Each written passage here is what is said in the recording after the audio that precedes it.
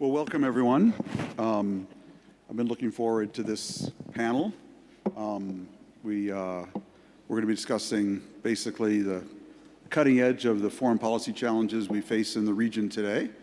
We have a terrific panel, the Foreign Minister of Saudi Arabia, the Foreign Minister of Jordan, the Foreign Minister of Egypt, and Professor Kwok, who's an incoming expert at foreign policy for the Brookings Institution. So, and thank you all.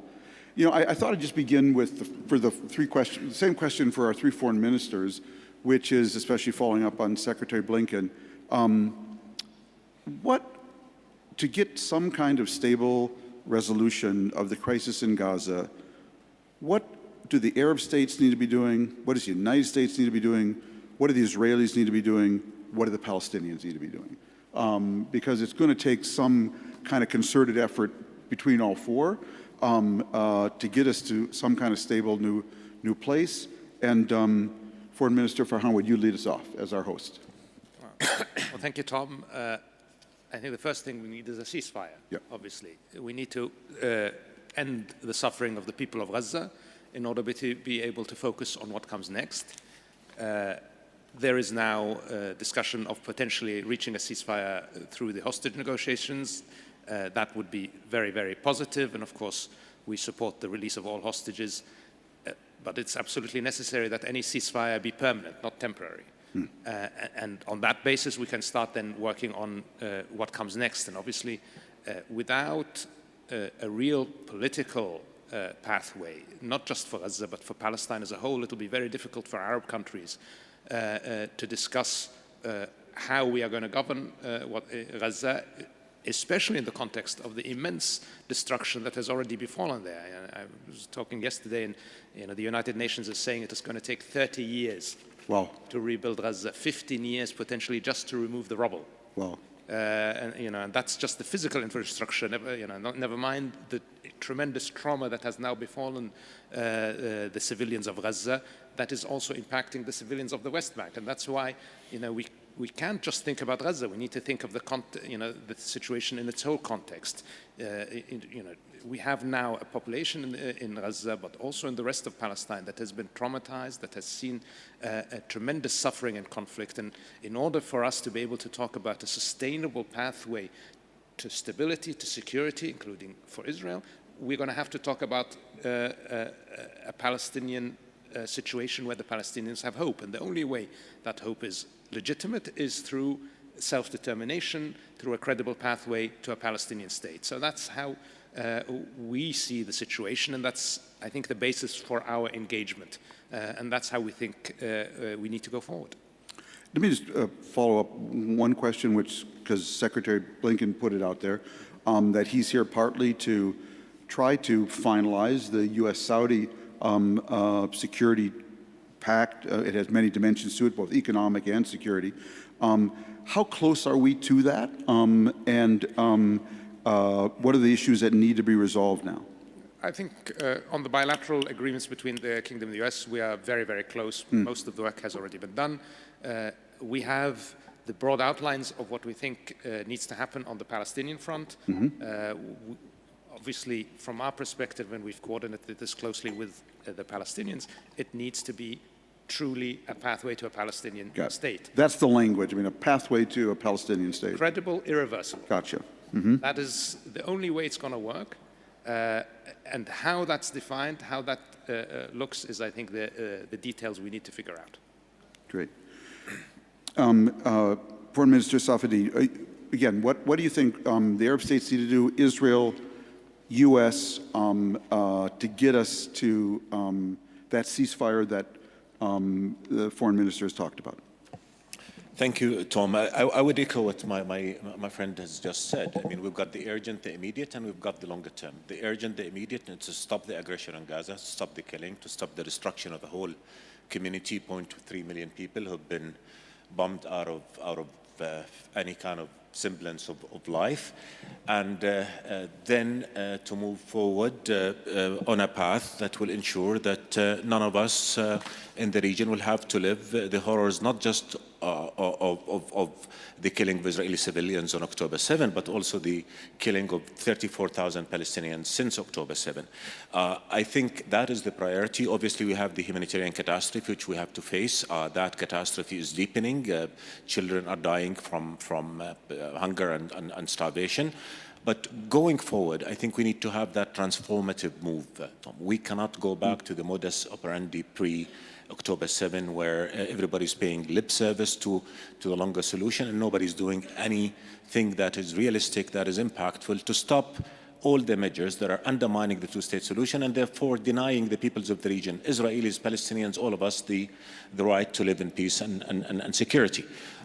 We in the Arab world have been consistent. You know better than anybody else the Arab Initiative of 2002, which offers full peace and acceptance and security guarantees to Israel in return for ending the occupation and all of us move on with our lives. You know that Israel has not looked at that, and now we're reiterating where we were. We as Arab countries, we have a plan.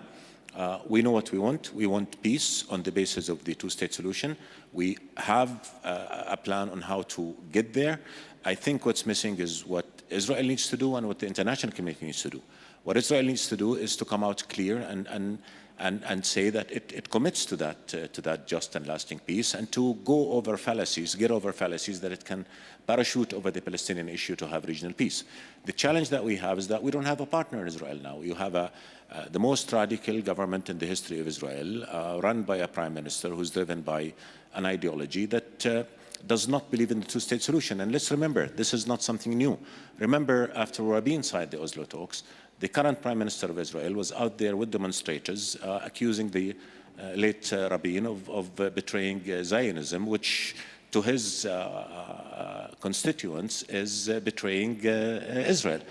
So that is the thing that we have. So Israel needs to agree to a path towards peace, agree to an endgame solution. And we all in the international community say that the two-state solution is the only path forward. Israel is saying no. It will not agree to that. Netanyahu has said publicly.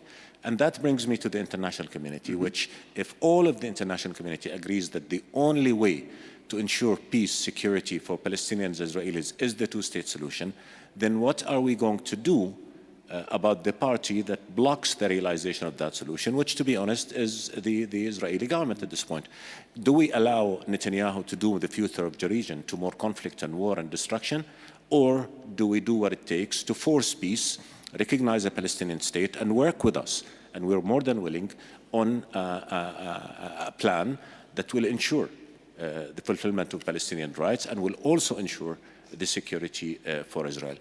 This is what's lacking. We hear a lot of political pronouncements in support of the two-state solution, but we see no real action that would stop settlements, for instance, which is death to the two-state solution. Number of settlers in 1993 when Oslo was signed was 200,000. Now it's 700,000. Last year saw the largest amount of land grabs and settlements. So that we need to face reality, and we need to accept that the status quo is untenable, that we cannot go to the modus operandi pre-October 7. And if we want to ensure a future of peace for the region, we have to make that big move out of the space of radicalism and violence, create our own space of peace, and work in accordance with a plan. And you will find all of us in the region ready to do the heavy lifting. But we need the world to face what will the world do if Netanyahu continues to block that prospect for peace. What will we do if Netanyahu continues to take us towards the region, towards regional war? And will he face consequences? And I just want to close with one sentence, if I may. Netanyahu says he wants to achieve complete victory for Israel. Reality is, strategically, he achieved nothing but complete defeat for Israel. Because if you look at what's happening in the world, look where Israel's standing is, look where all of us are, he is losing, and he is making Israel a pariah.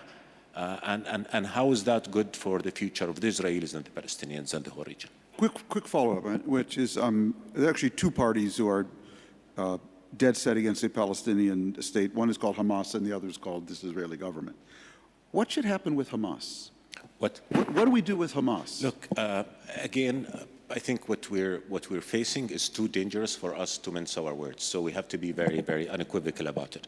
Hamas did not create the conflict. The conflict created Hamas. So basically, as I said before, Hamas is an idea. You're not going to bomb it out of existence, but you can offer an alternative.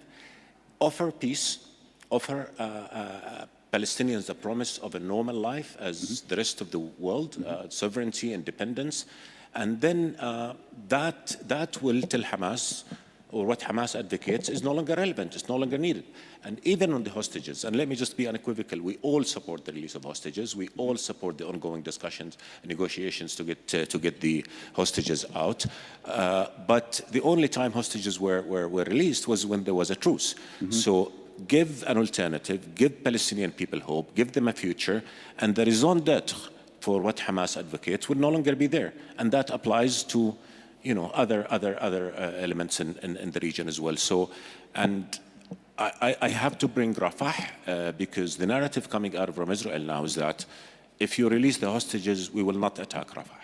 I think that's a very immoral argument that should not be made, because what that translates into is that I will go ahead and kill another 10,000 Palestinians until I get the hostages. And we want the hostages out, but turn the table, say, put a ceasefire on the table. And then all of us will have the argument to say to Hamas that, the ceasefire is there. If we don't release the hostages, there'll be more war and more Palestinians will be killed. So I think we just need to go back to the bottom line, to the fundamental, quintessential question is, what does Netanyahu want? And it's clear from everything we've seen that Netanyahu doesn't want peace, and that is dragging all of us into the mud, including the US, including all moderate forces in the region. Thank you. Foreign Secretary, Minister Shukri, Egypt now seems to be playing even a more important role in the hostage release talks, ceasefire hostage release talks. Could you first of all just bring us up to date where that stands? I've literally been watching the wires every hour, and I know Egypt's playing such an important role in that. And then address the wider question, but could you start there? Well, let me address the wider question first. Please. And in addition to what my distinguished colleagues have mentioned, I'd like to focus on what we all need to do. And what we all need to do is to make a clear, categorical commitment to our willingness to implement the creation of a Palestinian state, thereby resolving the Palestinian issue and breaking the cycle of violence that has existed over the last 75 years. And to take tangible measures to do so. There is the capacity, there are the mechanisms, there are the points of leverage that can fulfill that requirement. But it is the declaration, the categorical, not a path, not a process, but rather a very clear and determined commitment with implementation and policies that bring about the result. We have to end the status quo, and the status quo will not end except if there is this commitment from those who have the ability. We all have a role to play, and we all know the parameters of that role, and we shouldn't have external factors influence what we do if we are serious about resolving and creating an environment of cooperation, of integration, and an end to the cycle of violence. As for the negotiations, as you know, these are sensitive issues. There is a proposal on the table up to the two sides to consider and accept. But certainly the objective is a ceasefire, a permanent ceasefire, and dealing with the humanitarian conditions, and again, avoiding. I think it's apparent there's a consensus in the international community that rejects a military action in Rafah because of the subsequent humanitarian crisis that will result from such a development. So we are hopeful. The proposal has taken into account the positions of both sides, has tried to extract moderation from both sides, and we are waiting to have a final decision. There are factors that will have impact on both sides' this decision, but I hope that all will rise to the occasion and recognize that we cannot have this situation of continuing loss of life. The humanitarian situation is absolutely horrific, and it can only get worse if this continues as we have seen over the last more than 6 months. Professor Kwok, we've heard from regional powers. What role historically and what role currently can outside powers play in getting us to this ceasefire, hostage release, and to some kind of final resolution?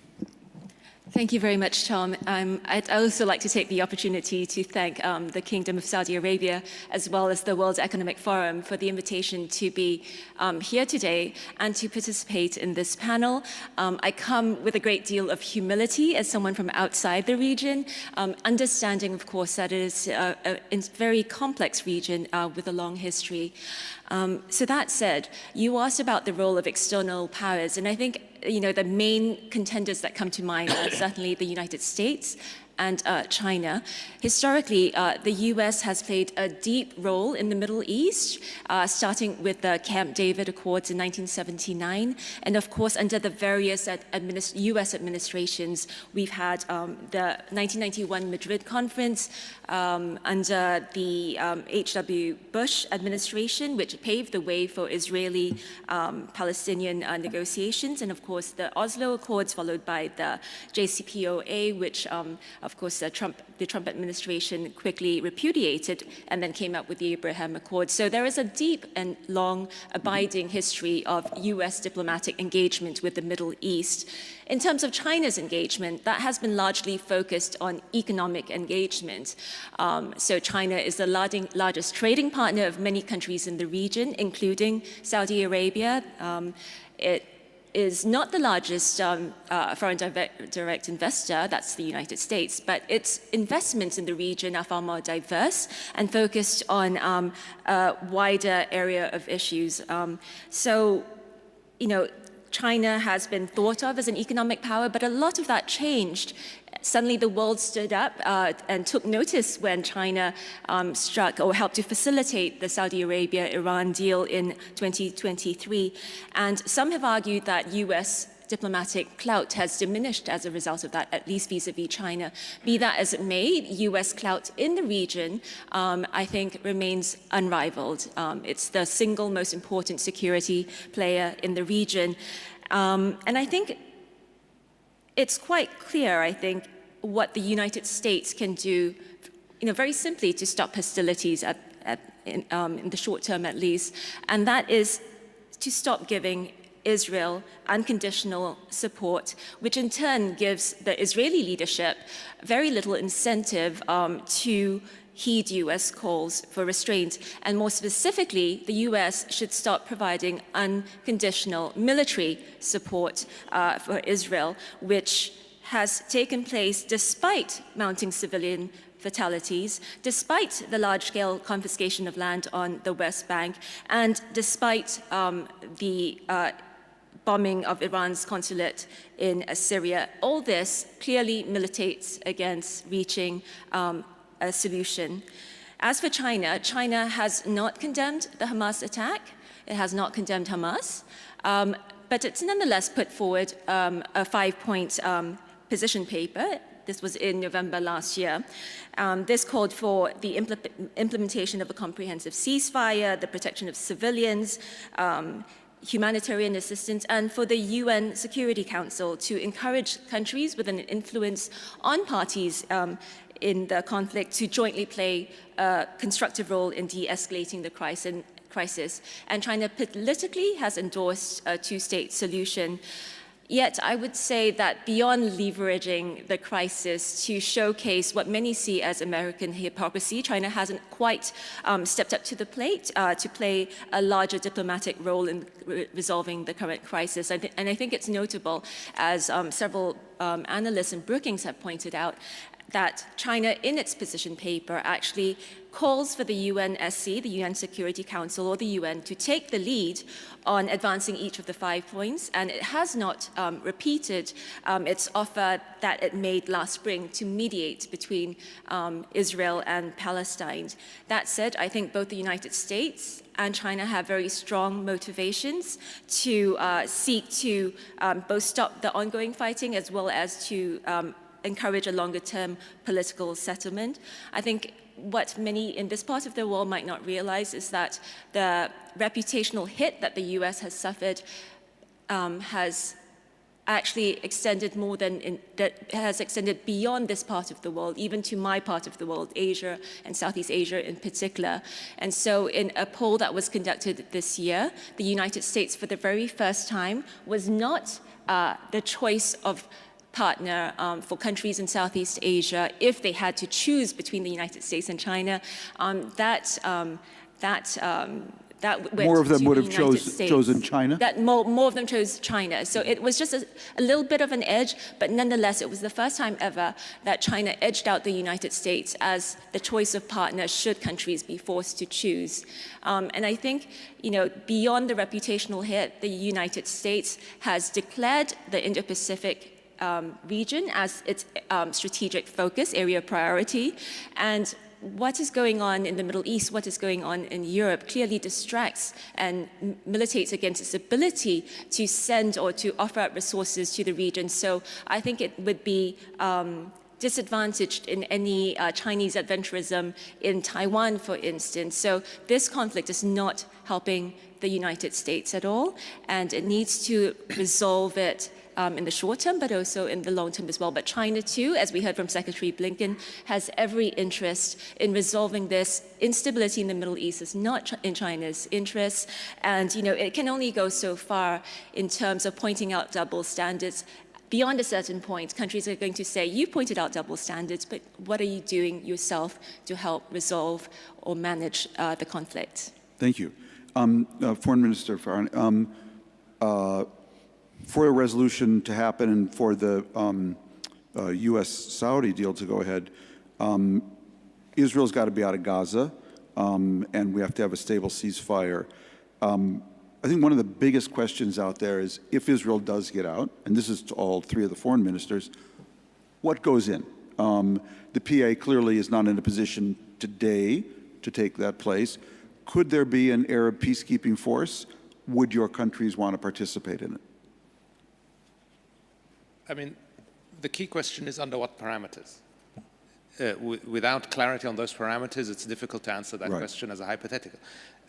The Palestinian Authority has some capacity, but obviously that'll need to be supported. Yeah. What's going to be left? When is all of that goes into the question? But it's very difficult for us to engage on that without clarity on the other element, or without clarity on the pathway to Palestinian statehood. Yeah. If there is clarity on that, it makes everything more tenable. It makes it more tenable practically, because that means that whoever does go in, whether it's an international force mandated by the UN, whether it's a mixed force of some countries that are willing to do it, whatever that force is, it will have the credibility to engage on the ground.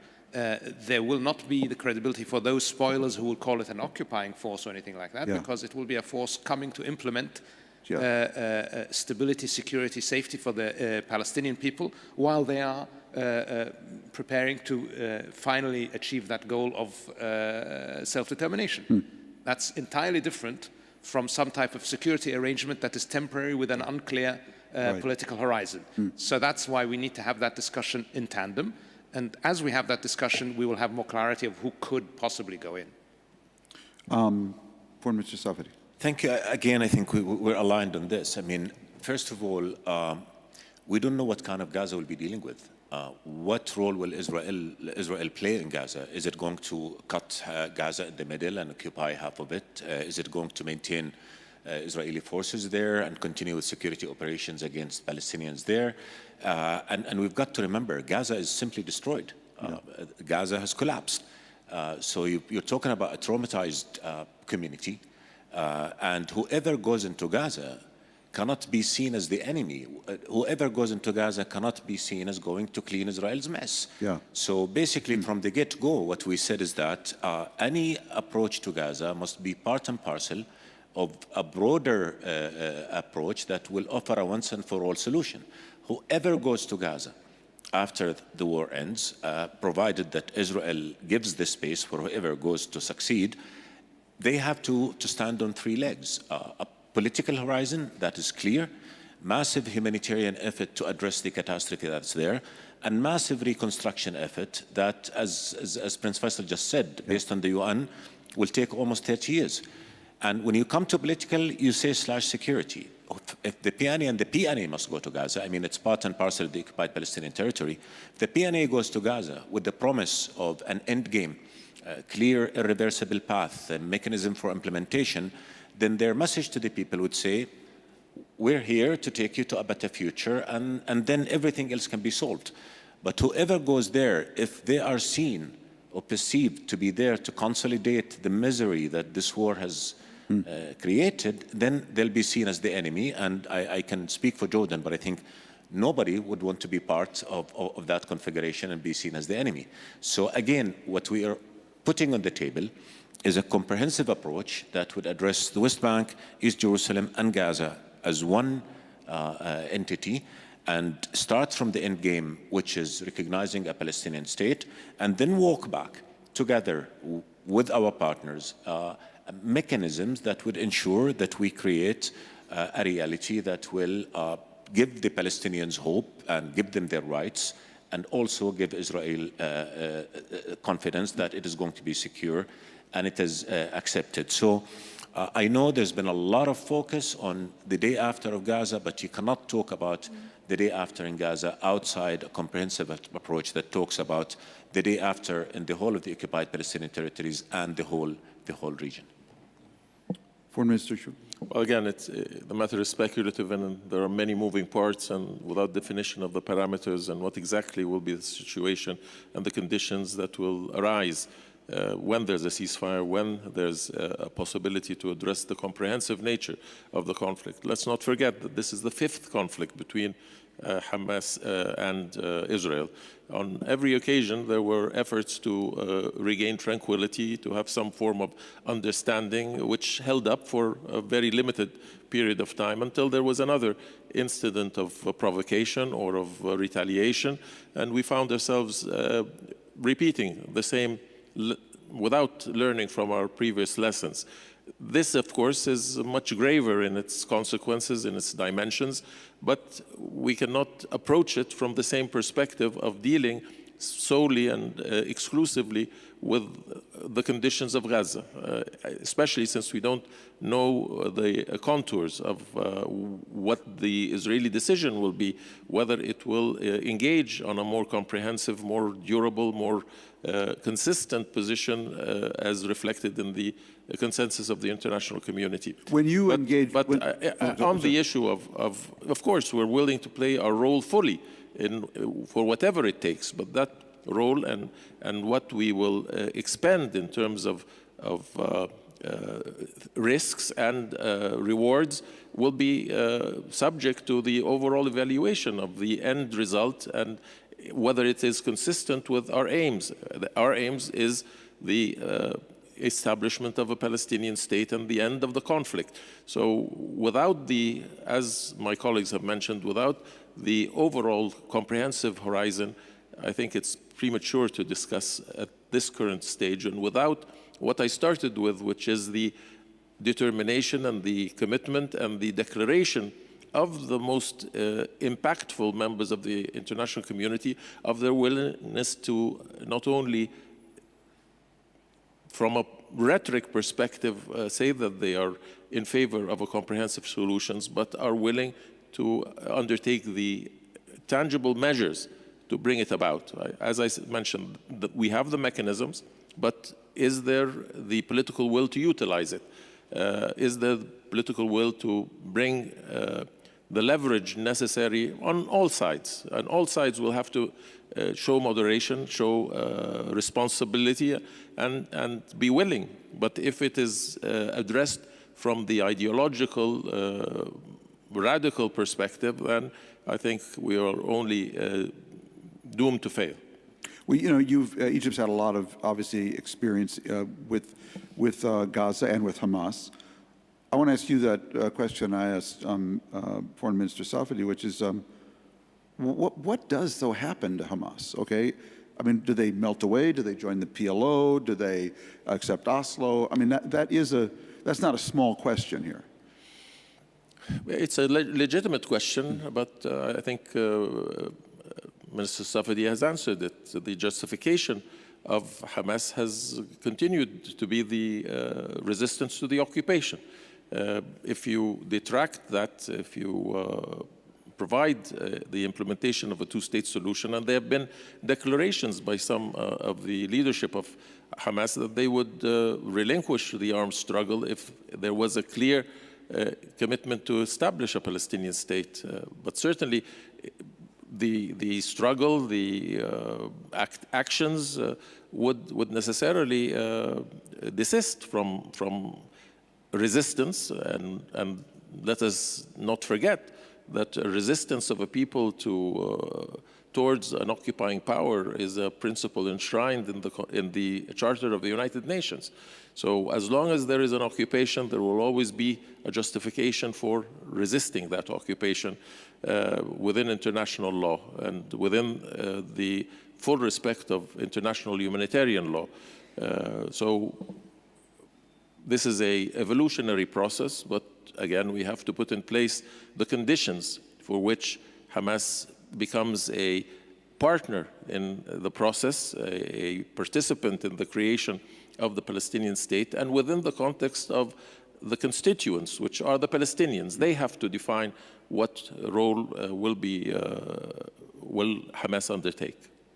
Professor Kwok, let's take the other side of your perspective now. There's been a lot of global competition over this region. You referred to China mediating between Saudi Arabia and Iran, its relationship with Iran. The United States, our goal is obviously to get China's influence as much out of this region as possible. The countries in the region have tried to stay as neutral as possible in a lot of that. Talk about that dynamic to us. Well, I think it's fair to say that with increasing geopolitical competition, countries apart from the United States and China in all regions of the world have been facing an increasing pressure not to choose sides, not to have to pick the United States or China, to have, I guess, one's cake and eat it too. And the US and China have sought at various points to make clear that they're not actually forcing countries to choose sides. But if we look at, say, the debate around the 5G and what countries should be picking, I think that demonstrates the sort of pressures that are put to bear on countries regardless of what Talk about that in a little more China. specifics around Huawei and that debate. Yeah, exactly. Can you explain that? Just talk about it a little bit. Well, I think that kind of shows that, when push comes to shove, there will have to be a decision that's made as much as you want to avoid as much as possible making a decision. But I think, at least in my part of the world, countries have sought to carve out strategic space for itself in one of three main ways. The first one is to to seek to work more closely within the region and through the Association of Southeast Asian Nation States, so Southeast Asian countries, and really work collectively and cohesively as a region. Two, they have sought to increase their strategic and economic engagement with other parts of the world. So for instance, yesterday we heard the Prime Minister of Malaysia talk about the ideational and aspirational role that Saudi Arabia plays for many countries in Muslim majority countries in Southeast Asia. But I think, you'll see countries, regardless of whether or not they're Muslim majority or not in my part of the world, look to increase economic and strategic engagement with the Middle East as it seeks to increase their choice of strategic and economic partners. And finally, and I think this is really important, I think what Southeast Asia has sought to do, sometimes successfully and sometimes less so, is to focus on the importance of the rule of law in this climate. And that's important because first, it defends against incursions against sovereignty and sovereign rights. Second, it helps also to push back against any economic or military coercion. And third, I think that focus on the rule of law is really important because it allows countries in the region to frame their choice as not as, the US or China, but a decision made to support the rule of law. And I think in that respect, it seeks to carve out strategic autonomy for itself. And so if we bring that back to the context of the Middle East, and again, I come to the region as an outsider, but I think that raises several questions for the Middle East. First, what is this crisis doing to the regional cohesion and its ability to manage and navigate great power competition? Second, how can it seek to carve out greater strategic autonomy for itself beyond the United States and China? So I understand that China is an important economic player in the region, but I think countries realize that you cannot put all your eggs in one basket, and so how can you increase strategic autonomy by engaging more with other parts of the world strategically and economically? And finally, and I think this is really important, is while refusing to take a side is sometimes understandable and even a smart option in terms of creating opportunities for yourself, etc. Is it truly defensible? Is it defensible when the position a country takes means the erosion of the rule of law? Because the erosion of the rule of law is, in a sense, what protects a country's sovereignty, it protects its strategic autonomy, and I think it's the only, or an important foundation at the very least, foundation upon which peace and long-term stability and prosperity can be built. So without the rule of law, I think we would see a very unstable world. And I think, as much as countries want to maintain their options, I think those options should not be preserved at the expense of the rule of law, which protects all countries, small or large alike. So I think I would just raise those questions for the consideration of countries in the Middle East, recognizing, of course, that I do not come from here. Thank you. Just one quick more round, and I know you guys actually have serious negotiations, not this pretend one I'm trying to conduct here. Iran. What role is it playing? Can the kind of resolution we're talking about here, will Iran let it come together? Will it? Shouldn't be a question. It's up to us to make the right thing happen. Mm-hmm. And the thing is, we all know what the right thing is.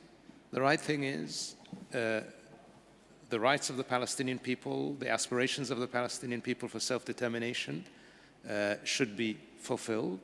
And through fulfilling that, we can ensure that a struggle that has lasted for many decades will be concluded and will allow a lot of the opportunities that were just mentioned about integration, which will also foster our region's independence. That would neutralize Iran in a way if that happened, yeah.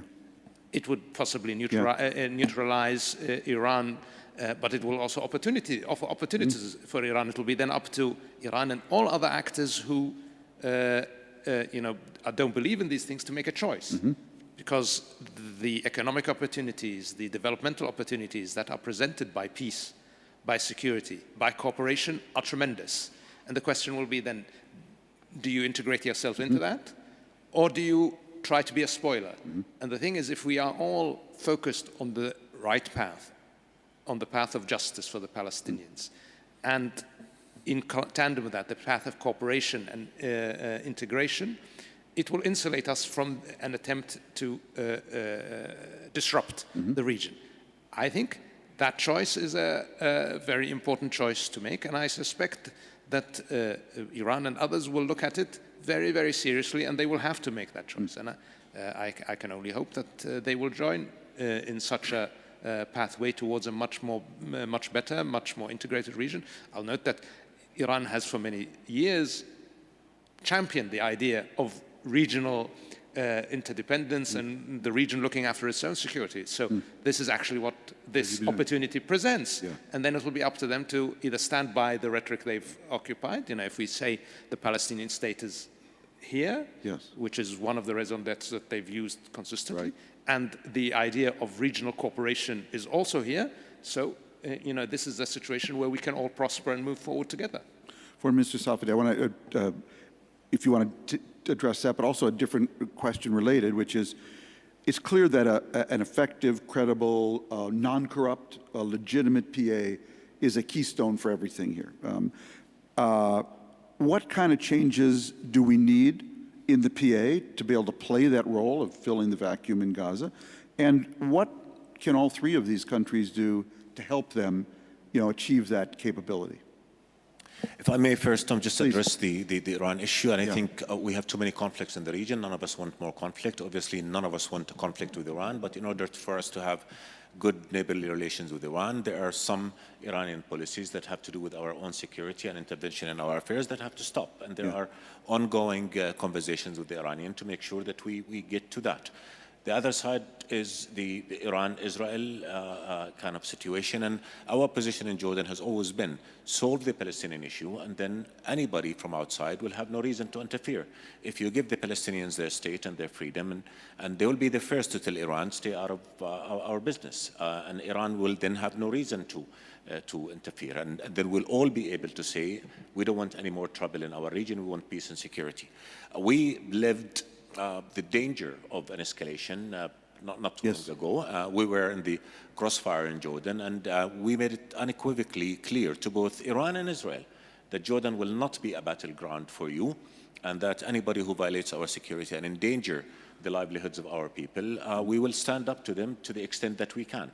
So I think, and that just speaks to the danger inherent in failing to, again, solve the conflict and allow for escalation, because that will just bring all of us to more trouble and more conflict. On the Palestinian issue, look, I mean, the PA issue, the PA was created out of Oslo in 1993, and the PA was created as a temporary agency for 5 years, which should have then transited to what would have been a Palestinian state. The PNA was created to offer its people two things: better lives and freedom. It could deliver on nothing.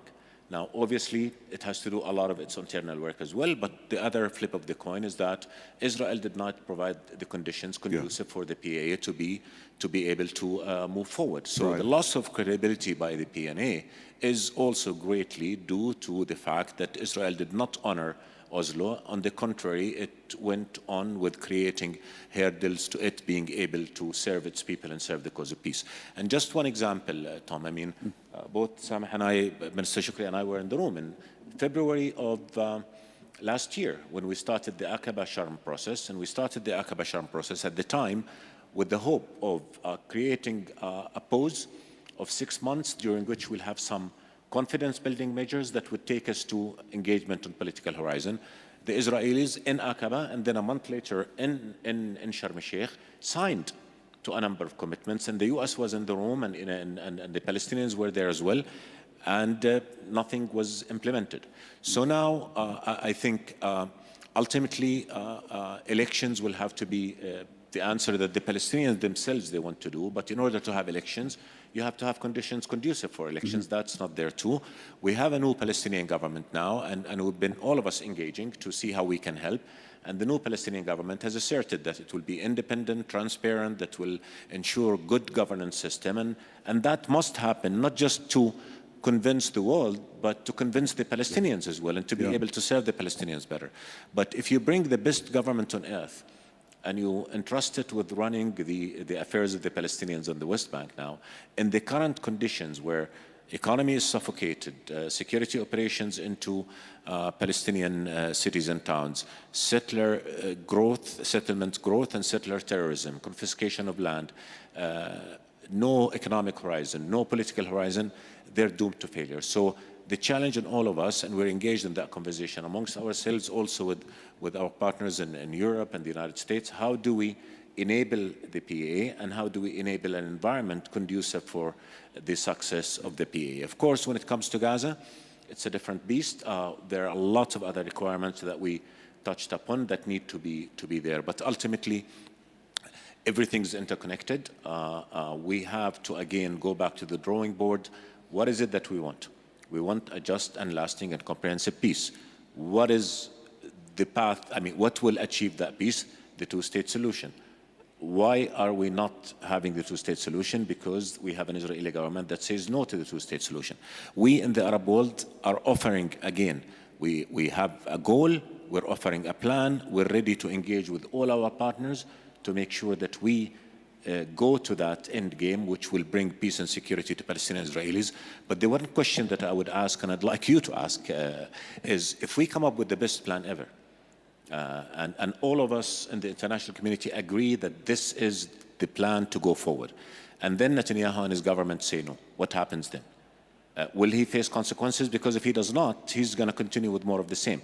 So I think we really have to call a spade and say the party that is responsible for denying Palestinians, Israelis, the whole region peace must be held accountable, and all of us must come together to prevent it from dooming the future to conflict. And this is the quintessential question that we have not yet seen any answer to. And if we don't answer that, I think we'll be moving in the same cycle, and that would be an environment conducive to more violence, more conflict. And the amount of dehumanization and hatred that has come out of this latest round of confrontation, of the aggression on Gaza and all, is beyond description. And I think one challenge we all need to think about is how do we navigate around that once the guns go silent, and they will go silent. And we cannot navigate around that unless, again, we offer that big move, that transformative move that convince people that ultimately, finally, after 30 years of negotiations, the end game is near and we're about to get there. For Mr. Shukri. Well, on the issue of Iran, I think we have to look at the historical context of the region, a region that has been plagued since World War II with a great deal of turbulence, starting with the legacy of colonialism, subsequently the Palestinian issue, the rise of fundamentalism, the Islamic State and its effects, the policies of regime change, the 20-year presence of foreign forces in Iraq.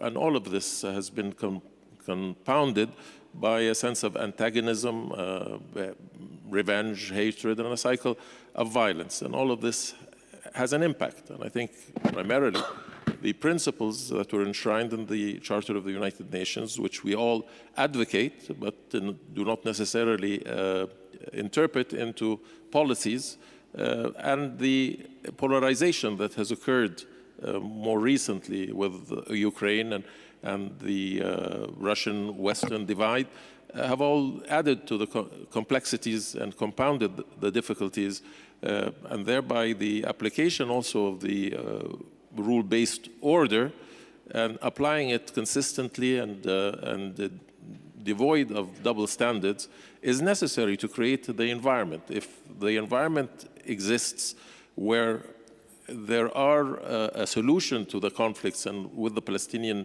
issue being at the core of whether rightly or as a pretext, but we have to take it into account. A lot of the fundamentalism has utilized the Palestinian issue, and we see that when push comes to shove, it does not really support the Palestinians in the way that was projected on many occasions. So again, it is the resolution of those issues, a coalition to defeat the ideologies, radical ideologies, wherever they may exist, and an application without double standards, without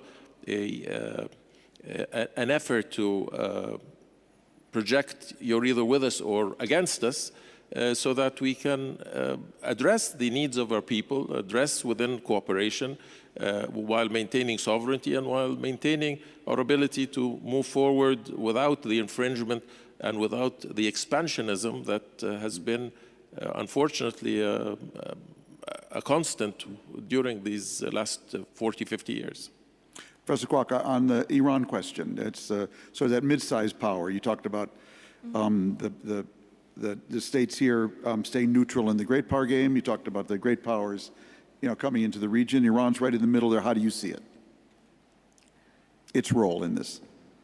Well, it's not something that I look very closely at, but I think it's clear that Iran, like the other countries in the region, have an incentive to move beyond the sort of the quicksand that it has been in for like decades. And I think there's so much potential in that country, and certainly it should be seeking to move beyond that. The question, though, is about incentives and what can be put on the table for them to feel incentivized to move towards the future that I think every country in the Middle East looks forward to. I think when I was in school, I think my image of the Middle East was a very different image from what I see today, right? So when I thought about the Middle East, I saw on the news it was the conflict, it was the war.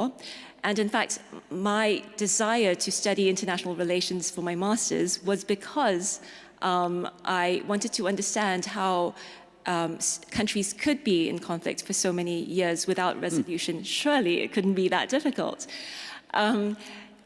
But then I think as we moved along, as the region moved along, it was progressive. There was tremendous economic development, and so a very different image of the Middle East emerged. And of course, Iran would be a part of that different picture of the Middle East. And now I think it's, I guess, the fork in the road for the region and for the world as well, because as I mentioned earlier, you know, what happens in the Middle East doesn't stay in the Middle East, and it has the ability to destabilize the globe as well. And, you know, like going back to the poll I mentioned earlier, the Middle East crisis, Palestine and Israel, has been ranked in my region as the single most important geopolitical conflict for the region, beyond even, say, the South China Sea, which is a flashpoint in the region. So I think Iran should want what's best for the region because it's best for itself as well. Well, thank you. And I want to thank all our panelists. I have to excuse particularly the 3 foreign ministers. They actually have to go work on actually resolving this conflict right now. Thank all of you for being here, and thank you all for staying.